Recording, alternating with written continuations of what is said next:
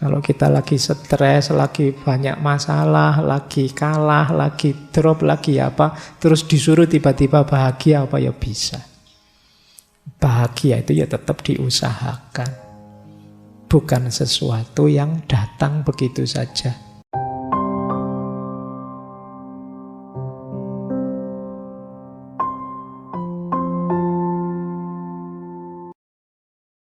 Assalamualaikum warahmatullahi wabarakatuh.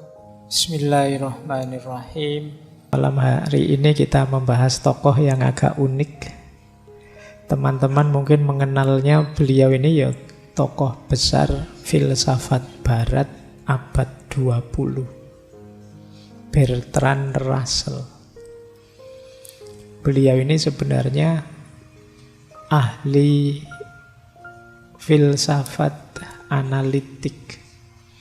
Beliau ini ahli matematika, ahli epistemologi, ahli filsafat ilmu, dan banyak ahli-ahli filsafat yang lain, termasuk yang paling terkenal sampai beliau nanti dapat hadiah Nobel tahun 1950, itu beliau menulis buku yang judulnya History of Western Philosophy.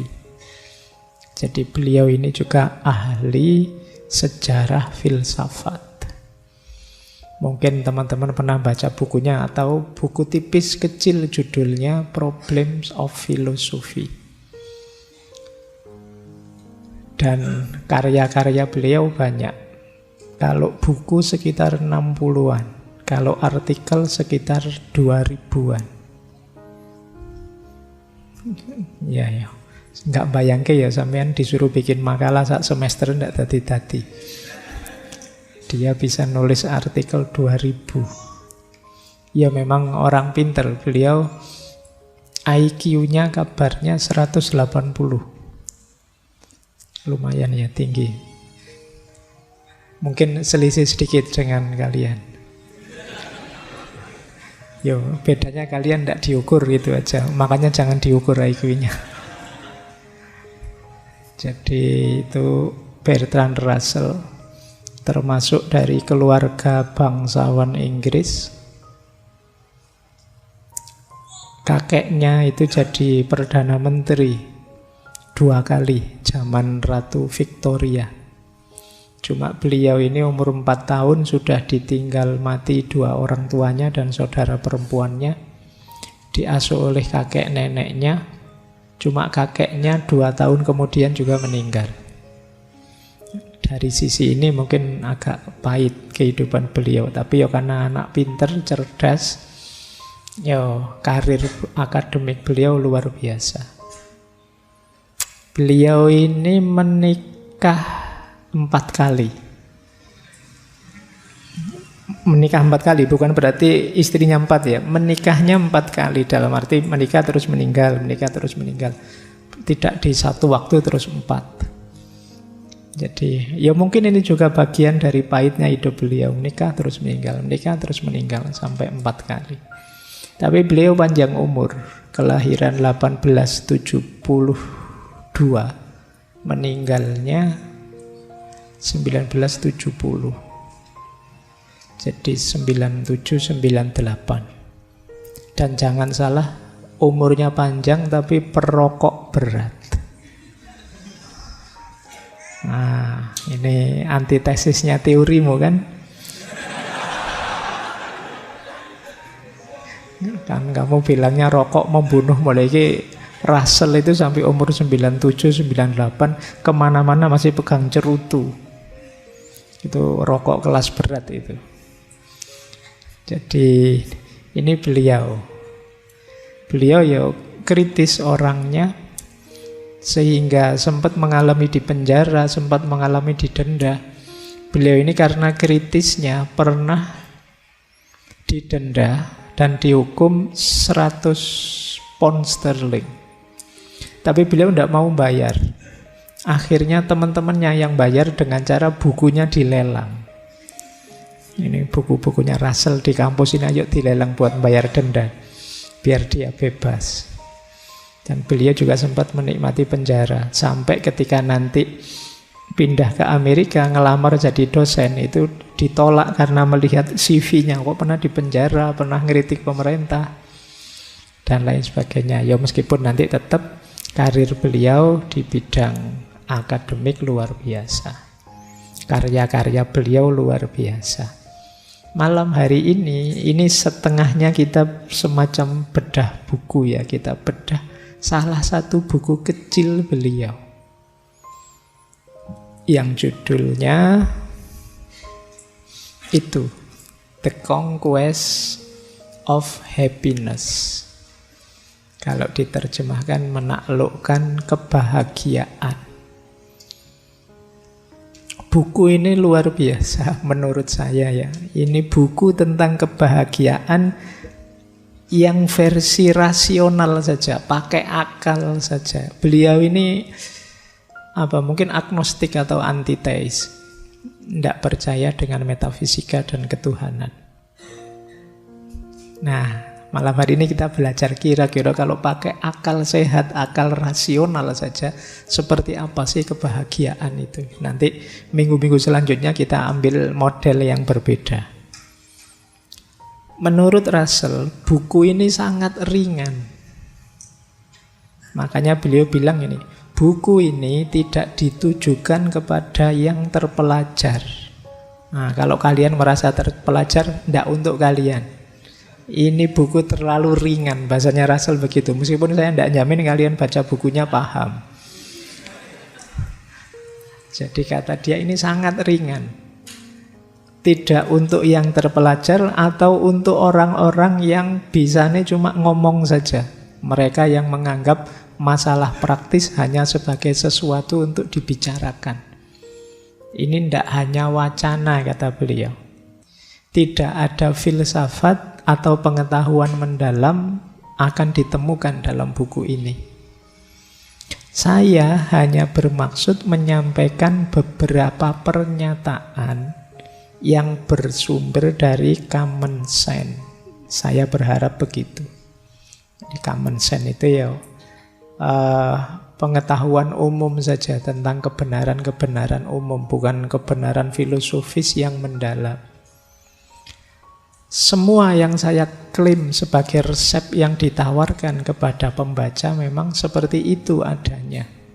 Sebagaimana ditegaskan dari pengalaman saya sendiri dan pengamatan saya. Jadi dasarnya pengalaman hidup beliau sendiri dan pengamatan beliau. Dan ternyata semua itu telah meningkatkan kebahagiaan saya setiap kali saya bertindak sesuai dengannya. Jadi kalau ditanya buktinya apa, teorinya ini hebat, saya membuktikan sendiri. Saya termasuk orang yang bahagia. Mungkin karena itu umurnya panjang. Sampai ngerokok saja tetap panjang umurnya. Mungkin karena bahagia. Kalau kalian kan ya sambil ngerokok sambil stres ya mesti aja. Umurmu pendek mesti. Kekokean pikiran. Atas dasar ini saya berani berharap beberapa di antara sekian banyak pria dan wanita yang menderita ketidakbahagiaan mungkin menemukan situasi mereka di diagnosis. Jadi mungkin diagnosa saya ini cocok dan ada metode untuk keluar dari situasi tidak bahagia.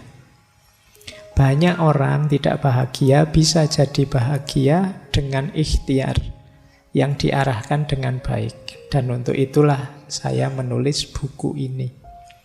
Jadi buku ini sangat rasional, sangat praktis tentang cara untuk bahagia. Secara umum isinya dua. Apa yang membuat kita tidak bahagia dan sumber-sumber kebahagiaan itu apa saja. Jadi ini berteori tentang kebahagiaan Russell ini. Ini agak unik karena biasanya beliau ini ahli matematika, yang dibahas logika, yang dibahas analitika dan lain sebagainya. Baru di buku ini beliau membahas tema yang agak ringan. Yang menurut beliau ini orang terpelajar mungkin ini terlalu enteng, kurang berat. Makanya tidak untuk yang terpelajar. Yo, kalau teman-teman membacanya masih berat berarti kita levelnya masih Di bawahnya yang tidak terpelajar. Wong ini untuk yang tidak terpelajar. Baik, kita mulai ya belajar tentang kebahagiaan. Menurut beliau, seperti apa sih bahagia itu? Nah, judul bukunya Conquest of Happiness, penaklukan kebahagiaan. Karena menurut beliau, kebahagiaan itu harus ditaklukkan. Ini agak beda ya dengan kemarin-kemarin di beberapa sesi kebahagiaan ada teori bahagia itu tidak usah dicari-cari, tidak usah diusahakan. Cukup kita rasakan bahagia sekarang, ya bahagia. Itu dibantah oleh Russell, apa ya bisa. Kalau kita lagi stres, lagi banyak masalah, lagi kalah, lagi drop, lagi apa, terus disuruh tiba-tiba bahagia, apa ya bisa. Bahagia itu ya tetap diusahakan. Bukan sesuatu yang datang begitu saja. Jadi tidak mungkin orang tiba-tiba saja bisa menghayati hidup sebagai saya bahagia.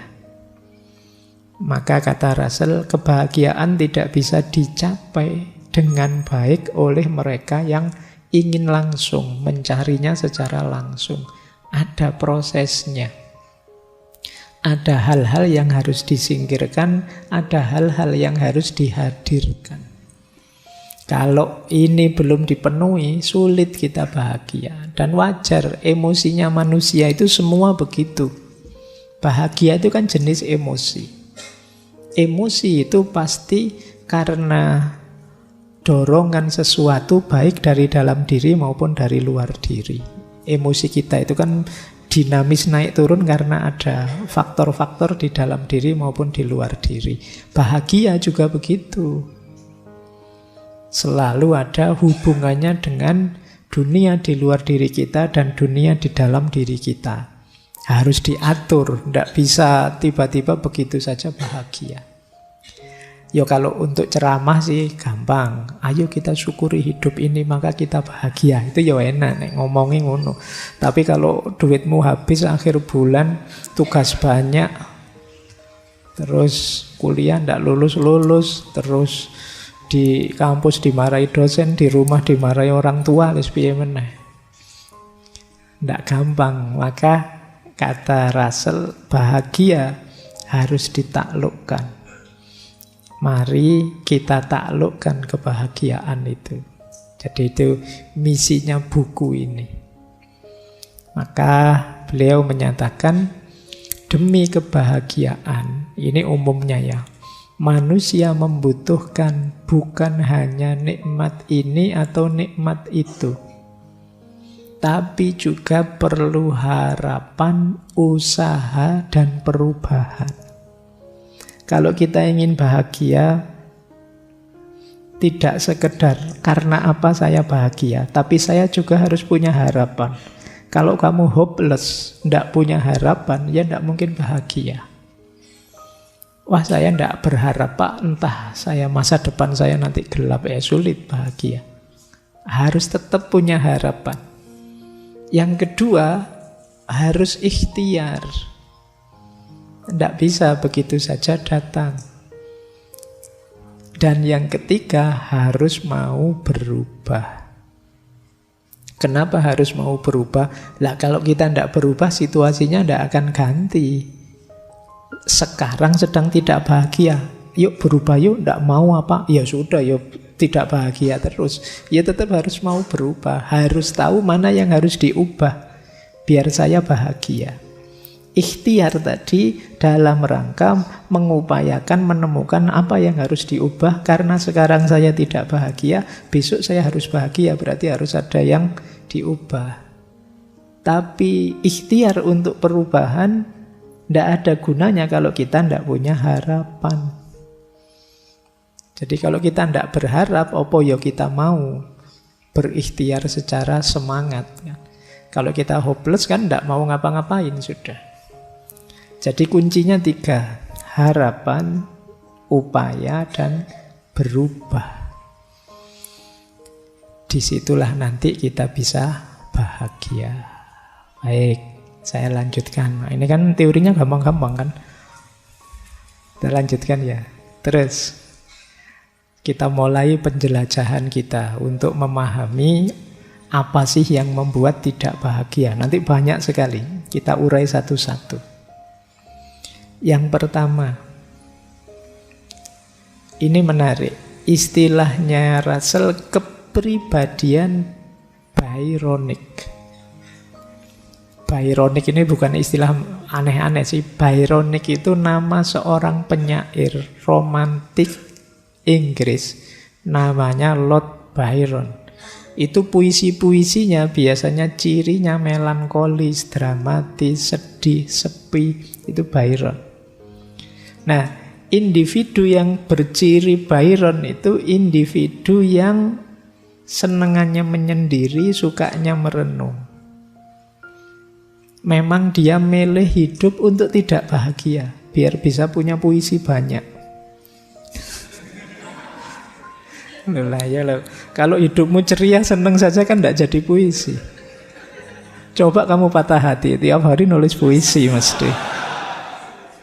Jadi ini namanya kepribadian Byronic. Jadi memang secara sengaja milih tidak bahagia. Jadi ini terus disebut kepribadian yang angkuh, pemurung, sinis, pemberontak, kesepian. Itu sengaja seperti ini dia. Biar vitalitas hidupnya terjaga bagi orang-orang ini.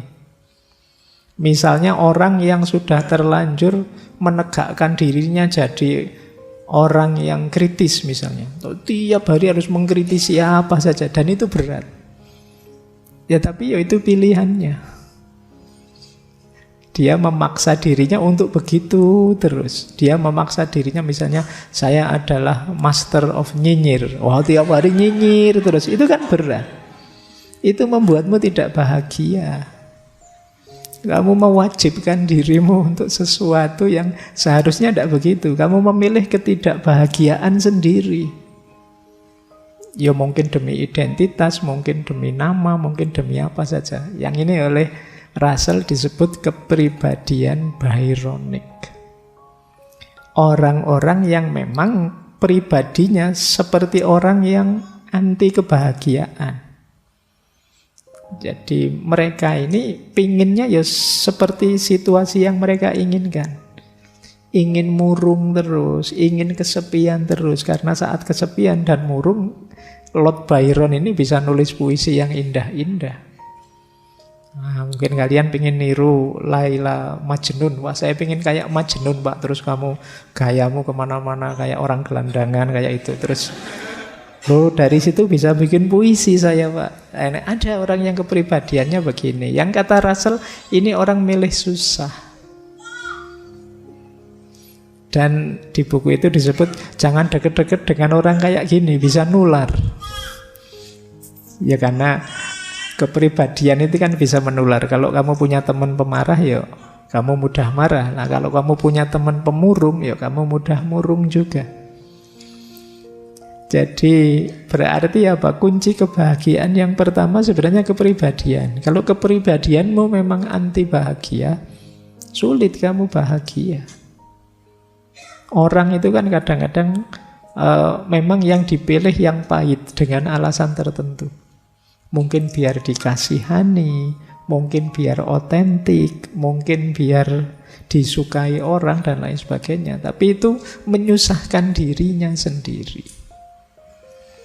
Kayak kalian ini misalnya ngaji filsafat berapa hari itu, terus tiap hari memaksa kalau ngomong harus filosofis. Wah, disuruh bahas apa-apa sedikit-dikit filosofis wae. Kamu nyusahi dirimu sendiri ya. Kalau pas bisa filosofis saja. Kalau tidak bisa ya tidak usah. Secukupnya saja, itu lebih nyaman. Jadi ini yang disebut kepribadian Byronic. Kepribadian seperti ini ya sulit untuk bisa bahagia seperti penyair tadi. Kata Russell, kecuali engkau seorang Byronic, engkau akan berusaha menghindar berada di dekat orang-orang yang senang dengan ketidakbahagiaan. Karena sifat negatif mereka mungkin akan menular kepadamu. Ada quote yang menarik tentang kepribadian Byron gitu. Kata Russell begini, orang yang tidak bahagia itu seperti seorang pria yang kurang tidur. Selalu bangga dengan kenyataan. Ini kamu harus mikir memahami quotes ini. Orang kurang tidur itu kan biasanya orang sibuk, pekerjaannya banyak, tidak sempat ada waktu untuk istirahat, untuk santai. Loh, orang seperti ini tuh loh kan banyak yang membanggakan hidupnya. Saya loh orang sibuk, kalau diajak apa-apa, wah sibuk aku. Wah sibuk aku kan ngono. Jadi kayak kurang tidur. Nah, toh begitu itu kan menunjukkan dia tidak bahagia karena capek, karena lelah. Waktu yang lain santai-santai dia tegang, dia kerja. Tapi itu pun dia membanggakan fakta hidupnya, kenyataan hidupnya. Padahal dia lelah. Jadi dia itu tidak bahagia sebenarnya. Tapi toh begitu dia bangga dengan kenyataan dirinya yang tidak bahagia. Nah, jadi orang tidak bahagia itu seperti laki-laki yang kurang tidur. Dia selalu membanggakan kenyataan hidupnya. Padahal yang dia banggakan itu orang lain melihatnya kasihan. Sampean kerja keras mati-matian jungkir balik buat apa? Tidak bahagia. Lu biar saya bahagia, tapi kerjanya sendiri tidak membuat bahagia. Itu pun dia banggakan fakta hidupnya. Nah, ini salah satu quote yang berhubungan dengan jenis kepribadian Byron tadi. Kalau kalian ingin bahagia, kalau punya mindset seperti ini harus diubah. Hidupmu tidak santai, tidak nyaman. Meskipun kamu tutup-tutupi dengan ideologi, idealisme macam-macam, kamu kasih alasan, daki-daki, intinya kamu tidak bahagia, kan itu saja. Kan tidak penting alasan itu. Yang penting kan kamu yang menjalani dan merasakannya.